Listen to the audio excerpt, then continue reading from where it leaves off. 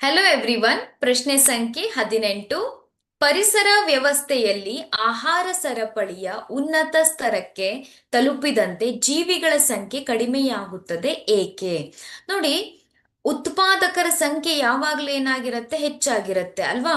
ಈ ಉತ್ಪಾದಕರ ಮೇಲೆ ಅವಲಂಬಿತವಾಗಿರುವಂತಹ ಒಂದು ಜೀವಿಗಳ ಸಂಖ್ಯೆ ಕಡಿಮೆಯಾಗಿರುತ್ತೆ. ಹಾಗೆ ಮಾಂಸಾಹಾರಿಗಳ ಸಂಖ್ಯೆ ಸಸ್ಯಾಹಾರಿಗಳಿಗೆ ಹೋಲಿಸಿದರೆ ಕಡಿಮೆಯಾಗಿರುತ್ತೆ ಅಲ್ವಾ? ಅಂದ್ರೆ ಒಂದು ಪೋಷಣಾ ಸ್ತರದಿಂದ ಇನ್ನೊಂದು ಪೋಷಣಾ ಸ್ತರಕ್ಕೆ ಹೋಲಿಸಿದರೆ ಉನ್ನತ ಸ್ತರಕ್ಕೆ ತಲುಪಿದಂತೆ ಜೀವಿಗಳ ಸಂಖ್ಯೆ ಕಡಿಮೆಯಾಗುತ್ತದೆ ಏಕೆ ಅಂತ ಇದೆ.